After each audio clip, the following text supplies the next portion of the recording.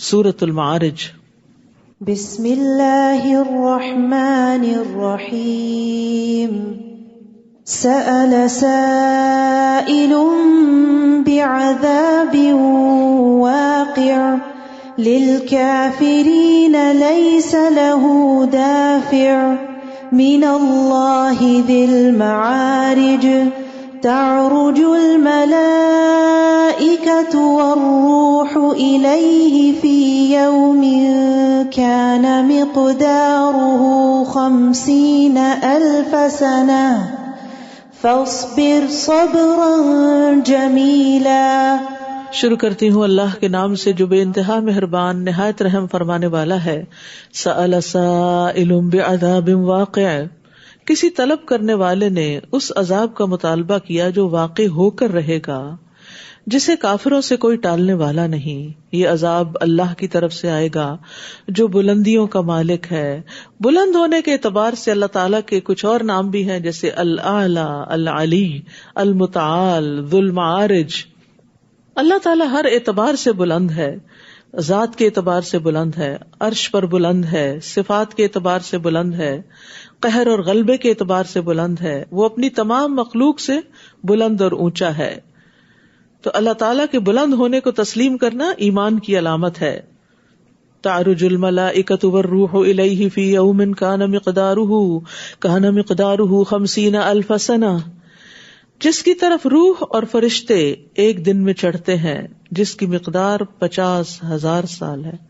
یعنی اگر انسان چڑھنا چاہے تو 50,000 سال لگے، لیکن جبریل امین اور فرشتے ایک دن میں ہی آ جا لیتے ہیں۔ فاصبر صبرا جمیلا، پس اے نبی آپ صبر کیجئے صبر جمیل۔ یعنی اگر یہ عذاب جلدی مانگتے ہیں اور آ نہیں رہا تو لوگ سمجھتے ہیں کہ یہ ہو کیوں نہیں گیا۔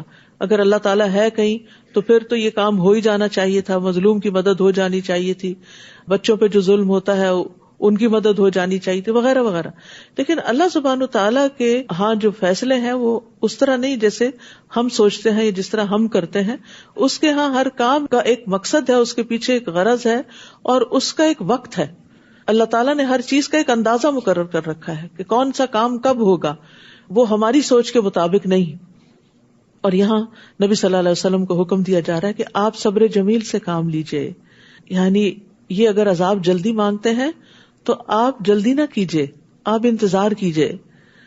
انہم یرونہ بعیدا، یہ لوگ اسے بہت دور دیکھ رہے ہیں، ونراہ قریبا، مگر ہم اسے قریب دیکھتے ہیں۔ وہ عذاب کب آئے گا؟ یعنی قیامت قریب ہی ہے۔ اقتربت الساعہ یوم تکون السماء کالمہل، جس دن آسمان پگھلے ہوئے تانبے کی طرح ہو جائے گا۔ اس دن انسان کو دنیا کی لمبی زندگی، ہزاروں سال کی زندگی، دن یا دن کا کچھ حصہ لگے گی۔ اور پہاڑ ایسے ہوں گے جیسے دھنکی ہوئی رنگ رنگ کی روئی۔ اس دن کوئی جگری دوست اپنے جگری دوست کو نہ پوچھے گا، حالانکہ وہ ایک دوسرے کو دکھائے جائیں گے۔ مجرم یہ چاہے گا کہ اس دن کے عذاب سے بچنے کے لیے اپنے بیٹوں کو فدیے کے طور پر دے دے، اپنی اولاد کو قربان کر دے کہ اسے جہنم سے بچایا جائے، اور اپنی بیوی کو اور اپنے بھائی کو۔ بیٹے سب سے زیادہ پیارے ہوتے ہیں، ان کا نام سب سے پہلے لیا گیا، پھر بیوی، پھر اس کے بعد بہن بھائی، کنبا قبیلہ، ایکسٹینڈیڈ فیملی جو اسے پناہ دیتے تھے۔ وہ چاہے گا ان سب کو جھونک دے اور خود جہنم سے بچ جائے۔ وَمَن فِي الْأَرْضِ جَمِيعًا ثُمَّ يُنْجِيهِ، اور جو کچھ بھی زمین میں ہے سب کچھ دے کر اپنے آپ کو بچا لے۔ یعنی محبوب ترین چیزوں کو بھی اور irrelevant چیزوں کو بھی، ہر چیز کو بطور فدیہ دینے کو انسان تیار ہوگا، لیکن اللہ سبحانہ وتعالیٰ اس سے کچھ بھی قبول نہ کرے گا۔ اللہ نے تو بہت آسان چیز کا مطالبہ کیا کہ اللہ کے ساتھ کسی کو شریک نہ ٹھہرایا جائے اور عبادت اسی کی جائے، لیکن ہم اسی کو مشکل سمجھتے ہیں۔ کلا انہا لظی نزاعۃ للشوی، ہرگز ایسا نہیں ہوگا، وہ آگ ہوگی کھالوں کو ادھیڑ دینے والی، کھالیں گل جائیں گی۔ وہ ہر اس شخص کو بلائے گی جس نے حق سے پیٹ پھیری اور سرتابی کی اور مال جمع کیا، پھر سینت سینت کے رکھا۔ بلا شبہ انسان تھوڑ دلا پیدا کیا گیا ہے، جب اسے کوئی تکلیف پہنچتی ہے تو گھبرا اٹھتا ہے۔ کیا ہوتا ہے؟ جزا فضا کرتا ہے، جزوعا، بہت جزا فضا کرتا ہے۔ یہ جزا فضا کرنا کیا ہے؟ بری بات منہ سے نکالنا اور اللہ سے بدگمانی کرنا، اللہ کے بارے میں برا گمان کرنا اور بری باتیں منہ سے نکالنا شروع کر دینا۔ اور جب مال ملتا ہے تو بخیل بن جاتا ہے، مگر نماز ادا کرنے والے جو ہمیشہ اپنی نماز پر قائم ہیں. یعنی نماز کے دوام والے بخل نہیں کرتے، نیکیاں بانٹتے ہیں، وہ خیر بانٹتے رہتے ہیں، جیسے سلام کرنا، اسمائل کرنا، دوسرے کا حال پوچھنا، دوسرے کی خیر خواہی کرنا، اسے اچھی نصیحت کرنا. تو نمازیوں کے اندر بری باتیں کرنے کی بجائے خیر کی باتیں کرنے کا رجحان ہوتا ہے. وہ دنیا کے مصائب سے گھبراتے نہیں، اس لیے وہ مال سے بھی بخل نہیں کرتے. وہ یہ نہیں سوچتے ہمارا کیا بنے گا، انہیں ہے کہ اللہ ہے وہ اور دے دے گا، ابھی تو دوسرے ضرورت مند کی ضرورت پوری کی جائے. اور یہاں پر جو نمازیوں کی بات کی گئی تو نماز کس طرح انسان کو گھبراہٹ سے دور کرتی ہے کہ نبی صلی اللہ علیہ وسلم پر جب کوئی مشکل آتی تھی تو وہ فوراً نماز کی طرف دوڑتے تھے.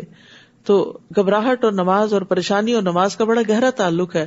آپ بھی یہ تجربہ کر کے دیکھیے کہ جس وقت کوئی چیز مشکل لگ رہی ہو اور جس وقت کوئی چیز پریشان کرے تو نماز کی طرف رجوع کریں. اور نماز برے اخلاق سے روکتی ہے، بے حیائی اور برائی سے روکتی ہے، اور اللہ کا سب سے بڑا ذکر ہے والذین فی اموالہم حق معلوم، اور جن کے مالوں میں ایک مقرر حق ہے، للسائل والمحروم، سوالی اور محروم کا. رسول اللہ صلی اللہ علیہ وسلم نے فرمایا افضل اعمال یہ ہیں کہ تو اپنے مومن بھائی کو خوش کر دے، یا اس کا قرض ادا کر دے، یا اس کو کوئی روٹی کھلا دے. تو طعمہ خبزن، کوئی بھی خیر کا کام کرنا چھوٹا نہ سمجھو. یعنی انسان صرف مانگنے والے کو ہی نہ دے، جو نہیں مانگتا اور اس کو ضرورت نہیں بھی. یعنی کون نہیں مانگتا؟ بعض اوقات وہ نہیں مانگتے جن کے اندر ایک خودداری ہوتی ہے، اور بعض اوقات وہ نہیں مانگتے جس کے پاس اپنا بہت کچھ ہوتا ہے. لیکن جو خیر کرنے والا ہوتا ہے وہ صرف اس کو نہیں دیتا کہ جو مانگ رہا ہوتا ہے، اس کو بھی دیتا ہے جو نہ مانگے. یہ اعلیٰ اخلاق ہوتا ہے. اور جو قیامت کے دن کی تصدیق کرتے ہیں اور جو اپنے رب کے عذاب سے ڈرتے رہتے ہیں، کیونکہ ان کے رب کا عذاب بے خوف رکھنے والی چیز نہیں. اور جو اپنی شرمگاہوں کی حفاظت کرتے ہیں سوائے اپنی بیویوں یا مملوکہ عورتوں کے کہ ان کے بارے میں انہیں کوئی ملامت نہیں، البتہ ان کے علاوہ جو کوئی اور راہ چاہیں تو ایسے ہی لوگ حد سے تجاوز کرنے والے ہیں. اور جو اپنی امانتوں اور اپنے عہد کا پاس رکھتے ہیں اور جو اپنی شہادتوں پر راست بازی سے قائم رہتے ہیں اور وہ جو اپنی نمازوں کی حفاظت کرتے ہیں. والذین ھم علی صلاتہم یحافظون، دوام سے آغاز کیا گیا اور محافظت سے اختتام کیا گیا. تکرار کے ساتھ نماز کا ذکر کیا گیا. یعنی حفاظت میں وہ ساری چیزیں آ جاتی ہیں کہ ان کا خیال رکھا جائے جن کے بغیر نماز ہوتی نہیں. جیسے نمازوں کے اوقات کا خیال رکھتے ہیں، نماز کا وقت اگر ہوا ہی نہیں تو آپ نماز کیسے پڑھ سکتے ہیں. پھر اسی طرح نماز کے فرائض اور واجبات کا خیال رکھتے ہیں، نماز کے وقت سوئے نہیں رہتے. اولئک فی جنات مکرمون، یہی لوگ عزت و احترام کے ساتھ جنتوں میں رہیں گے. ان کافروں کو کیا ہو گیا ہے کہ یہ آپ کی طرف دوڑے آ رہے ہیں، دائیں سے اور بائیں سے، گروہ در گروہ. کیا ان میں سے ہر ایک یہ طمع رکھتا ہے کہ اسے نعمتوں والی جنت میں داخل کر دیا جائے گا؟ کلا، ہرگز نہیں، ایسا نہیں ہوگا. ہم نے انہیں اس چیز سے پیدا کیا جسے وہ خود بھی جانتے ہیں. سو میں مشرقوں اور مغربوں کے مالک کی قسم کھا کر کہتا ہوں کہ ہم یقیناً اس بات پر قادر ہیں کہ ان کے بدلے ان سے بہتر مخلوق لے آئیں، اور کوئی ہم سے بازی لے جانے والا نہیں ہے. لہٰذا انہیں اپنی بیہودہ باتوں اور کھیل کود میں پڑا رہنے دیجیے یہاں تک کہ وہ دن دیکھ لیں جس کا ان سے وعدہ کیا جاتا ہے، جس دن وہ اپنی قبروں سے نکل کر اسی طرح دوڑے جا رہے ہوں گے جیسے اپنے بتوں کے آستانوں کی طرف دوڑ رہے ہوں. ان کی نگاہیں جھکی ہوئی ہوگی، ذلت ان پر چھا رہی ہوگی. یہی وہ دن ہے جس کا ان سے وعدہ کیا جاتا تھا. ہمیں بھی قیامت کے دن کی رسوائی سے بچنے کی دعا مانگنی چاہیے. ابراہیم علیہ السلام نے کہا تھا وَلَا تُخْزِنِي يَوْمَ يُبْعَثُونَ، کہ اے اللہ مجھے اس دن رسوا نہ کرنا جب حساب کے لیے سب جمع کیے جائیں گے. یعنی ہمارے عیبوں پہ پردہ ہی ڈال دینا. تو آخرت کی عافیت کی دعا بھی کرنی چاہیے. اللہم انی اسألک العافیۃ فی الدنیا والآخرہ. سورۃ نوح. بسم اللہ الرحمن الرحیم. انا ارسلنا نوحا الى قومه ان انذر قومك من قبل ان يأتيهم عذاب أليم. قال يا قوم إني لكم نذير مبين. أن اعبدوا اعبدوا اللہ واتقوہ وأطیعون. شروع کرتی ہوں اللہ کے نام سے جو بے انتہا مہربان نہایت رحم فرمانے والا ہے. انا ارسلنا نوحا الی قومہ، ہم نے نوح علیہ السلام کو اس کی قوم کی طرف رسول بنا کر بھیجا کہ اپنی قوم کو برے انجام سے ڈراؤ اس سے پہلے کہ ان پر ایک دردناک عذاب آ جائے. انہوں نے کہا، اے میری قوم، بلا شبہ میں تمہارے لیے صاف طور پر ڈرانے والا ہوں کہ تم اللہ کی عبادت کرو، اس سے ڈرو اور میری اطاعت کرو. ہر نبی نے اپنی قوم کو اللہ کی عبادت کی دعوت دی، اور جنوں اور انسانوں کی تخلیق کا مقصد بھی اللہ کی عبادت ہے. اور مرنے کے بعد جب انسان قبر میں جائے گا تو فرشتہ آ کر پوچھے گا، ما کنت تعبد، تم کس کی عبادت کرتے تھے؟ اور عبادت ہی جنت میں داخلے کا باعث ہے. رسول اللہ صلی اللہ علیہ وسلم نے فرمایا، رحمان کی عبادت کرو، سلام کو عام کرو، کھانا کھلاؤ، تم جنتوں میں داخل ہو جاؤ گے. یغفر لکم من ذنوبکم ویؤخرکم الی اجل مسمی، وہ تمہارے گناہ معاف کر دے گا اور تمہیں ایک مقررہ مدت تک مہلت دے دے گا، اور جب اللہ کا مقرر کیا ہوا وقت آ جائے تو اس میں تاخیر نہ ہوگی. کاش تم اس بات کو جان لو. نوح علیہ السلام نے عرض کیا، میرے رب، میں نے اپنی قوم کو رات اور دن دعوت دی، کوئی لمحہ نہیں چھوڑا، مگر میری دعوت سے ان کے فرار ہی میں اضافہ ہوا، مان کے نہیں دیے.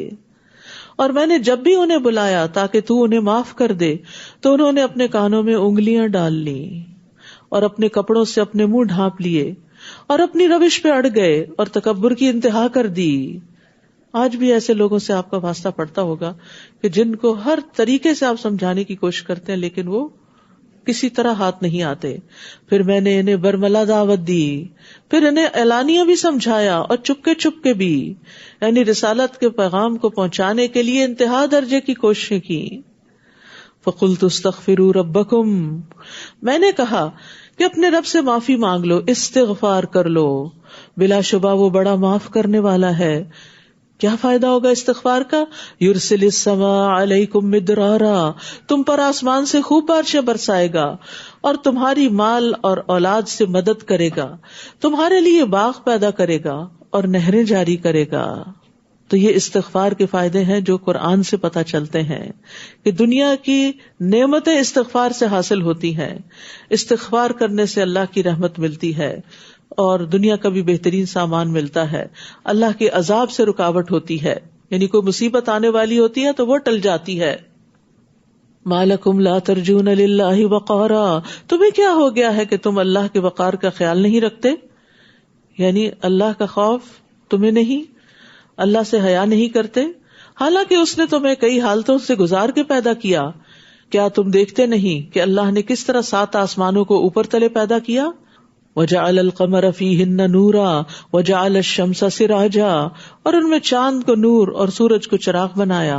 اور اللہ نے تمہیں زمین سے عجب طرح اگایا، یعنی زمین کی خوراک پر ہی تم پل کر ماں کے پیٹ میں بڑے ہوتے ہو اور دنیا میں بھی پھر پھلتے پھولتے ہو، پھر اسی زمین میں تمہیں واپس لے جایا جائے گا. سبحان اللہ، 2 اپوزٹ خصوصیات. زمین سے نکلی ہوئی چیز سے ہی انسان بڑھتا ہے، پھلتا ہے، پھولتا ہے، اور پھر جب اس کا جسم بڑھ جاتا ہے اور وہ مر جاتا ہے تو دوبارہ زمین واپس اپنے اندر اس کو ڈیزالو بھی کر لیتی ہے. اب اس کو بڑا نہیں کرتی، اب اس کو ختم کر دیتی ہے. یہ سب کچھ کس کے حکم سے ہو رہا ہے؟ اللہ ہی کے حکم سے. اور اللہ نے تمہیں زمین سے عجب طرح اگایا، پھر اسی زمین میں تمہیں واپس لے جائے گا اور پھر دوبارہ اسی سے نکھال کھڑا کرے گا. اور اللہ ہی نے تمہارے لیے زمین کو فرش کی طرح بچھا دیا تاکہ تم اس کے کھلے راستوں میں چل سکو. نوح علیہ السلام نے کہا، اے میرے رب، ان لوگوں نے میری نافرمانی کی اور ان لوگوں کے پیچھے لگ گئے جن کے مال اور اولاد نے ان کے لیے خسارہ ہی بڑھا دیا. یعنی بگڑے ہوئے لوگوں کی پیروی کی اور ایک کے بعد ایک جنریشن بگڑتی چلی گئی. وَمَكَرُوا مَكْرًا كُبَّارًا، اور ان لوگوں نے بڑے بڑے مکر و فریب کیے اور کہا اپنے الہوں کو کبھی نہ چھوڑنا، نہ ود کو، نہ سوا کو، نہ یغوث کو، نہ یعوق کو اور نہ نصر کو.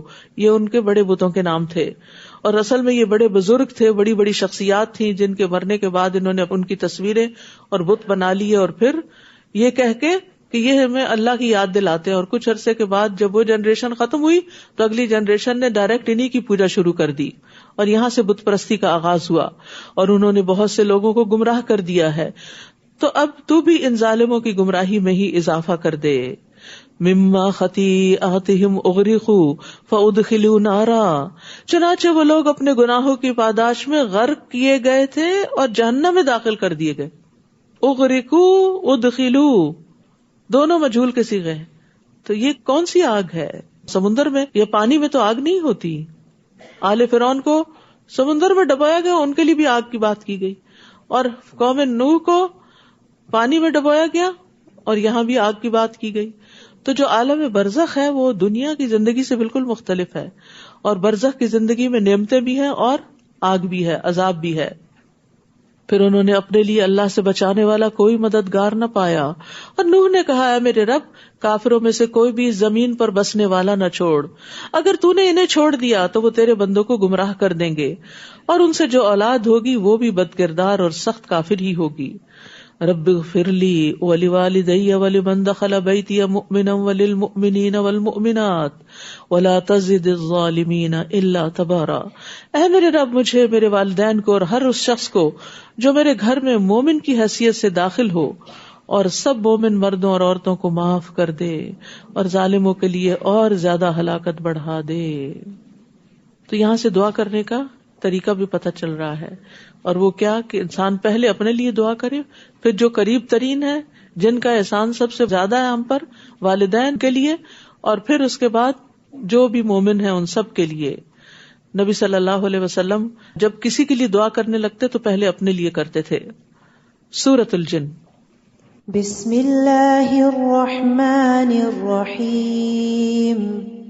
قل اوحی الی انہ استمع نفر من الجن فقالوا انا سمعنا قرآنا عجبا يهدي الى الرشد فآمنا به ولن نشرك بربنا احدا.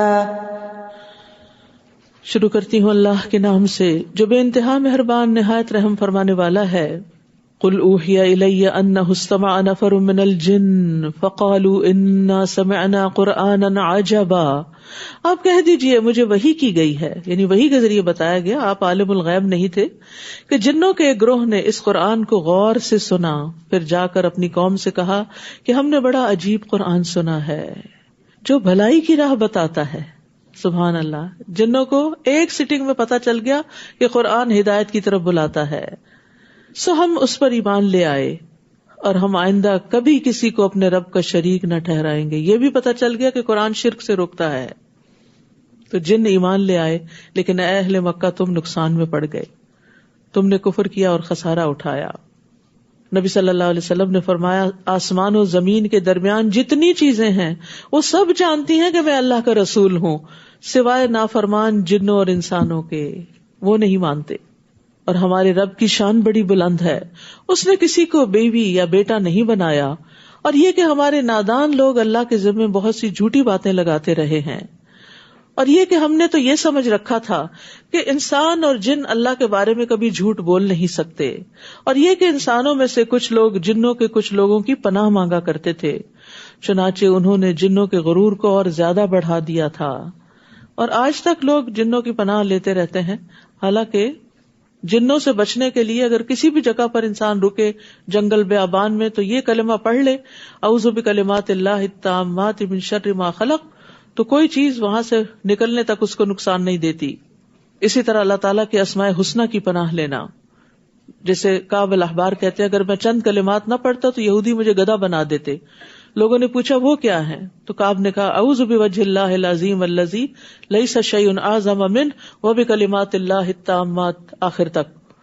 اور یہ کہ انسان بھی ایسا ہی خیال کرتے تھے جیسے تم کرتے ہو کہ اللہ کبھی کسی کو دوبارہ نہ اٹھائے گا. اور یہ کہ ہم نے آسمان کو ٹٹولا تو اسے سخت پہرہ داروں اور شہابوں سے بھرا ہوا پایا. اور یہ کہ ہم سننے کے لیے آسمان کے ٹھکانوں میں بیٹھا کرتے تھے، مگر اب جو سننے کو کان لگاتا ہے تو اپنے لیے ایک شہاب کو تاک لگائے ہوئے پاتا ہے. اور یہ کہ ہم یہ نہیں جان سکے کہ اہل زمین کے ساتھ کسی برے معاملے کا ارادہ کیا گیا ہے یا ان کا رب انہیں راہ راست پر لانا چاہتا ہے. اور یہ کہ ہم میں سے کچھ نیک لوگ ہیں اور کچھ اس سے کم درجے کے، ہم مختلف طریقوں میں بٹے ہوئے ہیں. یہ جنات کی کچھ تفصیلات یہاں سے ہمیں پتہ چلتی ہیں کہ وہ بھی مختلف طریقوں پہ چل رہے ہیں. اور یہ کہ ہمیں اس بات کا یقین ہو چکا ہے کہ ہم نہ تو اللہ کو زمین میں چھپ کر عاجز کر سکتے ہیں اور نہ ہی بھاگ کر اسے ہرا سکتے ہیں. اور یہ کہ جب ہم نے ہدایت کی بات سن لی تو ہم اس پر ایمان لے آئے. اب جو شخص بھی اپنے رب پر ایمان لائے گا اسے نہ حق تلفی کا ڈر ہوگا اور نہ زبردستی کا. اور یہ کہ ہم میں سے کچھ تو مسلمان ہیں، فرما بردار ہیں، اور کچھ بے انصاف لوگ ہیں. اور جو فرما بردار بن گیا تو ایسے ہی لوگوں نے بھلائی کا راستہ اختیار کر لیا، اور جو بے انصاف ہیں وہ دوزخ کا ایندھن بنیں گے. اور اگر لوگ سیدھی راہ پر قائم رہتے تو ہم انہیں بافرات پانی سے سیراب کرتے. سیدھی راہ پہ چلنے کا فائدہ کہ اللہ کی طرف سے نعمتیں آتی ہیں، رحمتیں آتی ہیں، پانی کی کمی نہیں ہوتی. اور سیدھا راستہ کون سا راستہ ہے؟ اسلام کا راستہ، اللہ کی اطاعت کا راستہ، صراط مستقیم. یہود و نصارہ کو کہا گیا قرآن میں کہ اگر وہ واقعی تورات اور انجیل کی پابندی کرتے اور ان کی طرف جو ان کے رب کی طرف سے نازل کیا گیا تو یقیناً وہ اپنے اوپر سے اور اپنے پاؤں کے نیچے سے کھاتے. یعنی جب انسان اللہ تعالیٰ کے احکامات پر عمل کرتا ہے، گناہوں سے بچتا ہے، تو رزق میں بھی فراوانی ہوتی ہے تاکہ اس نعمت سے ان کی آزمائش کریں. لیکن یہ یاد رکھیں جتنا زیادہ رزق ہوتا ہے اتنا زیادہ امتحان بھی ہوتا ہے کہ اس کو کہاں سے کمایا، کہاں خرچ کیا. قیامت کے دن یہ دو بڑے اہم سوال ہوں گے. اور جو شخص اپنے رب کے ذکر سے منہ موڑے گا تو وہ اسے سخت عذاب میں مبتلا کرے گا. اور یہ کہ مسجدیں اللہ کے لیے ہیں، لہٰذا اللہ کے ساتھ کسی اور کو مت پکارو. یعنی وہاں پر صرف اللہ کا ذکر ہونا چاہیے، دوسرے کاموں کی وہاں ممانعت ہے، جیسے تجارت کرنے کی اور گزرگاہ بنانے کی اور کھیل کود کی جگہ بنانے کی. مسجد میں خاص طور پر دنیا داری کی ممانعت کی گئی ہے. نبی صلی اللہ علیہ وسلم نے فرمایا ان قریب آخری زمانے میں ایسے لوگ ہوں گے جو مسجدوں میں حلقوں کی صورت میں بیٹھیں گے، سرکل بنا کے. ان کی سب سے بڑی فکر دنیا ہوگی، بس تم ان کے پاس نہ بیٹھنا، کیونکہ اللہ کو ایسے لوگوں کی کوئی ضرورت نہیں. مسجد میں گمشدہ چیزوں کا بھی اعلان نہیں کرنا چاہیے. وَأَنَّهُ لَمَّا قَامَ عَبْدُ اللَّهِ يَدْعُوهُ كَادُوا يَكُونُونَ عَلَيْهِ لِبَدًا. اور جب اللہ کا بندہ اللہ کو پکارنے کے لیے یعنی کعبہ میں کھڑا ہوا تو لوگ اس پر ٹوٹ پڑنے کو تیار ہو گئے. آپ ان سے کہہ دیجئے میں تو صرف اپنے رب کو پکارتا ہوں اور اس کے ساتھ کسی کو شریک نہیں کرتا. کہیے کہ میں تمہارے لیے نہ کسی نقصان کا اختیار رکھتا ہوں اور نہ کسی بھلائی کا. آپ کہیے کہ مجھے اللہ سے ہرگز کوئی نہ بچا سکے گا اور نہ ہی میں اس کے سوا کوئی پناہ کی جگہ پا سکوں گا. میں تو صرف یہ کر سکتا ہوں کہ اللہ کا حکم اور اس کے پیغام لوگوں تک پہنچا دوں. اور جو شخص اللہ اور اس کے رسول کی نافرمانی کرے گا تو اس کے لیے جہنم کی آگ ہے اور ایسے لوگ اس میں ہمیشہ رہیں گے. یہ لوگ اپنی روش سے باز نہیں آئیں گے یہاں تک کہ وہ عذاب دیکھ نہ لیں جس کا ان سے وعدہ کیا جاتا ہے. پھر جلد ہی انہیں معلوم ہو جائے گا کہ کس کے مددگار کمزور اور گنتی میں کم ہیں. آپ ان سے کہہ دیجئے میں نہیں جانتا کہ جس عذاب کا تم سے وعدہ کیا جاتا ہے وہ قریب ہے یا اس کے لیے میرا رب کوئی لمبی مدت مقرر کر دے. وہ غیب کا جاننے والا ہے اور اپنے غیب پر کسی کو آگاہ نہیں کرتا سوائے ایسے رسول کے جسے وہ کوئی غیب کی بات بتانا پسند کرے. یعنی پورے کا پورا غیب اللہ نے کسی کو بھی نہیں بتایا، جتنا جس نبی کو چاہا آگاہ کیا. تو جسے وہ کوئی غیب کی بات بتانا پسند کرے پھر وہ اس وحی کے آگے اور پیچھے محافظ لگا دیتا ہے تاکہ اسے معلوم ہو جائے کہ انہوں نے اپنے رب کے پیغامات پہنچا دیے اور اس نے ان تمام چیزوں کا احاطہ کر رکھا ہے جو ان کے پاس ہیں اور ہر چیز کو گن گن کر شمار کر رکھا ہے. سورۃ المزمل.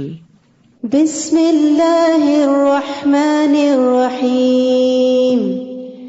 یا ایھا المزمل قم اللیل الا قلیلا نصفہ او انقص منہ قلیلا او زد علیہ ورتل القرآن ترتیلا. شروع کرتی ہوں اللہ کے نام سے جو بے انتہا مہربان نہایت رحم فرمانے والا ہے. یا ایھا المزمل قم اللیل الا قلیلا. اے کپڑا اوڑھنے والے رات کا تھوڑا حصہ چھوڑ کر باقی رات نماز میں کھڑے رہا کیجئے. رات کا نصف حصہ یا اس سے کچھ کم کر لیجئے یا اس سے زیادہ کیجئے اور قرآن کو خوب ٹھہر ٹھہر کر پڑھا کیجئے. یعنی قیام اللیل میں بھی قرآن کو ٹھہر ٹھہر کے پڑھنا چاہیے، بہت تیز نہیں پڑھنا چاہیے. ترتیل کی بات یہاں کی گئی ہے، اور ترتیل سے مراد ٹھہر ٹھہر کے، لمبا کر کے، حرکات کو نمایاں کر کے، حروف کو واضح کر کے پڑھنا ہے. کیونکہ ترتیل کے ساتھ جب قرآن کی تلاوت کی جاتی ہے تو یہ غور و فکر میں معاون و مددگار ہوتا ہے، اور تیز پڑھنے والا نہ خود سمجھتا کیا پڑھ رہا ہے اور نہ دوسرے کو سمجھ آتی کہ کیا پڑھا گیا. نبی صلی اللہ علیہ وسلم اپنی قرات میں ایک ایک حرف کو ٹھہر ٹھہر کر ادا کرتے تھے. جب رحمت والی آیت سے گزرتے تو رک کر رحمت کا سوال کرتے، اور جب عذاب والی آیت سے گزرتے تو عذاب سے پناہ مانگتے تھے. پھر اسی طرح قرآن کو خوبصورت آواز سے بھی پڑھنا چاہیے. نبی صلی اللہ علیہ وسلم نے فرمایا زینوا القرآن باصواتکم، اپنی آوازوں کے ذریعے قرآن کو زینت بخشو. اور اسی طرح ایک دن یا رات میں ختم نہیں کرنا چاہیے، اتنی تیزی سے نہیں پڑھنا چاہیے. مسلم بن مخراق کہتے ہیں، میں نے عائشہ رضی اللہ عنہا سے کہا، اے ام المومنین، کچھ لوگ ایسے ہیں جو ایک ہی رات میں 2 یا 3 بار قرآن پڑھ لیتے ہیں، شبینہ وغیرہ جو لوگ کرتے ہیں نا. حضرت عائشہ نے فرمایا ان لوگوں کا پڑھنا نہ پڑھنا برابر ہے. یعنی انہوں نے کیا پڑھا جس میں سے نہ کچھ سمجھا اور نہ ہی اس کا حق ادا کیا، اس کی قرات کا بھی حق ادا نہیں کیا. بلا شبہ ہم آپ پر ایک بھاری کلام نازل کرنے والے ہیں. بھاری کلام وحی الہی جب نازل ہوتی تھی تو آپ پر بہت سخت کیفیت ہوتی تھی، اور آپ کے اوپر گویا ایک بوجھ پڑ جاتا تھا. آپ کے چہرے پر پسینے کے قطرے ٹپکنے لگتے تھے. ان ناشئۃ اللیل ہی اشد وطئا واقوم قیلا، رات کا اٹھنا یقیناً نفس کو بہت کچلنے والا ہے، اور قرآن پڑھنے کے لیے زیادہ موزوں وقت ہے. یعنی دن کے مقابلے میں بھی رات کو پڑھنا اور نماز میں پڑھنا زیادہ بہتر ہے، کیونکہ وہ خاموشی کا وقت ہوتا ہے، توجہ جمع ہوتی ہے، سمجھنے کا وقت ہوتا ہے. دن کو کوئی آ رہا ہے، کوئی جا رہا ہے، کوئی شور ہے، کہیں کام کا وقت ہے، جلدی جلدی انسان کرتا ہے کہ میں نے اپنے جاب پہ جانا ہے، کام پہ جانا ہے، تو اس میں وہ تاثیر نہیں آتی جس طرح رات کے قیام میں قرآن کو سننے کی. اور اب قیام کی راتیں بھی آ رہی ہیں، ابھی تراویح بھی قیام اللیل ہی ہے، لیکن رات کے پچھلے پہر میں خاص طور پر اور زیادہ سکون ہو جاتا ہے. حضرت عائشہ کہتی ہیں کہ رات کا قیام مت چھوڑو، کیونکہ رسول اللہ صلی اللہ علیہ وسلم اس کو نہیں چھوڑتے تھے. اگر آپ بیمار ہوتے یا کسل مندی کی کیفیت ہوتی تو بیٹھ کر نماز پڑھ لیا کرتے تھے. یعنی اگر کھڑے ہو کے نماز نہیں پڑھی جا سکتی تو بھی نماز نہیں چھوڑ دو، بلکہ بیٹھ کے پڑھ لو، مگر پڑھو صحیح. صحابہ کرام اہتمام سے رات کی نمازیں پڑھا کرتے تھے. ان کے نزدیک رات کے قیام کی بہت اہمیت تھی. فضیل بن ایاز نے کہا، جب تم قیام اللیل اور دن کے روزے پر قادر نہ ہو تو جان لو کہ محروم کر دیے گئے ہو، جکڑ دیے گئے ہو. تمہارے گناہوں نے تمہیں جکڑ دیا ہے، تمہارے گناہوں نے جکڑ دیا، اس لیے تم نہیں پڑھ سکتے. ایک آدمی نے حسن بصری سے کہا، اے ابو سعید، میں رات عافیت کی حالت میں گزارتا ہوں، وضو کرنا بھی پسند کرتا ہوں، تو کیا وجہ ہے کہ میں تہجد کے لیے اٹھ نہیں سکتا؟ تو انہوں نے کہا، تمہارے گناہوں نے تمہیں جکڑ لیا ہے، اور رات کے قیام کے لیے دن کو قیلولہ لازم ہے. سفیان ثوری کہتے ہیں، کم کھانے کو لازم کر لو، تم رات کے قیام کے مالک بن جاؤ گے. دن کے وقت آپ کو لمبی چوڑی مصروفیات ہوتی ہیں، لہذا رات کو اپنے رب کا نام ذکر کیا کیجیے، اور ہر طرف سے توجہ ہٹا کر اسی کی طرف متوجہ ہو جائیے، فل کنسنٹریشن کے ساتھ. رب المشرق والمغرب لا الہ الا هو فاتخذہ وکیلا، وہ مشرق و مغرب کا مالک ہے، اس کے سوا کوئی الہ نہیں، لہذا اسے ہی اپنا کارساز بنا لیجئے. واصبر علی ما یقولون واہجرہم ہجرا جمیلا، اور جو کچھ کافر کہتے ہیں اس پر صبر کیجیے اور شریفانہ طریقے سے ان سے الگ ہو جائیے. اور جھٹلانے والے کھاتے پیتے لوگوں کا معاملہ مجھ پر چھوڑ دیجیے، اور تھوڑی مدت انہیں اسی حال میں رہنے دیجیے. ہمارے پاس تو لوگوں کے لیے بیڑیاں بھی ہیں اور دوزخ بھی، اور گلے میں پھنس جانے والا کھانا اور دردناک عذاب بھی، جس دن زمین اور پہاڑ لرزنے لگیں گے اور پہاڑ بھربری ریت کے پھسلتے ہوئے تودے بن جائیں گے، اور وہ ریت بھی پھر اڑا دی جائے گی. بلا شبہ ہم نے تمہارے پاس ایک رسول تم پر گواہ بنا کر بھیجا ہے، جیسے ہم نے فرعون کے پاس ایک رسول بھیجا تھا. کون؟ موسیٰ علیہ السلام. پھر فرعون نے رسول کی بات نہ مانی تو ہم نے اسے بڑی سختی کے ساتھ پکڑ لیا. اب اگر تم نے اس رسول کا انکار کر دیا تو اس دن کی سختی سے کیسے بچو گے جو بچوں کو بوڑھا کر دے گا، جس کی سختی سے آسمان پھٹ جائے گا. یہ اللہ کا وعدہ ہے جو پورا ہو کر رہے گا. ان هذه تذکرہ فمن شاء اتخذ الی ربہ سبیلا، یہ قرآن یقیناً ایک نصیحت ہے، اب جو چاہے وہ اپنے رب کی طرف جانے والی راہ اختیار کر لے. یہ قرآن انسان کو رب سے جوڑتا ہے، رب کی طرف لے جاتا ہے. اب جس کا جی چاہے اس سے مضبوط تعلق قائم کر لے. آپ کا رب یقیناً جانتا ہے کہ آپ تقریباً 2/3 رات اور کبھی نصف رات کبھی 1/3 رات نماز میں کھڑے ہوتے ہیں، اور آپ کے ساتھیوں میں سے بھی ایک گروہ کھڑا ہوتا ہے. اور رات دن کو تو اللہ ہی کم یا زیادہ کرتا ہے، کبھی راتیں لمبی ہو جاتی ہیں کبھی چھوٹی ہو جاتی ہیں. اسے معلوم ہے کہ تم اوقات کا صحیح شمار نہ کر سکو گے. کیوں؟ کیونکہ کوئی گھڑیاں نہیں تھی اس وقت، لہٰذا اس نے تم پر مہربانی کر دی. اب جتنا قرآن آسانی سے پڑھ سکو پڑھ لیا کرو. اسے معلوم ہے کہ تم میں سے کچھ بیمار ہوں گے، کچھ دوسرے اللہ کے فضل کی تلاش میں سفر کرتے ہیں، اور کچھ دوسرے اللہ کی راہ میں جہاد کرتے ہیں.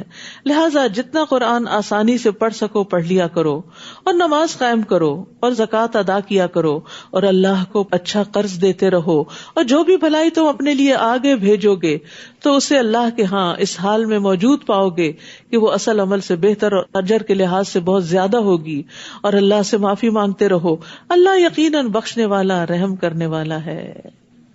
تو جتنا انسان کے لیے ممکن ہو آخری رات میں اٹھے اور قیام کرے، اور اگر سمجھے کہ نہیں اٹھ سکتا تو عشاء کی نماز کے بعد کچھ نوافل پڑھ کے سو جائے تاکہ اس کا قیام اللیل ہو جائے.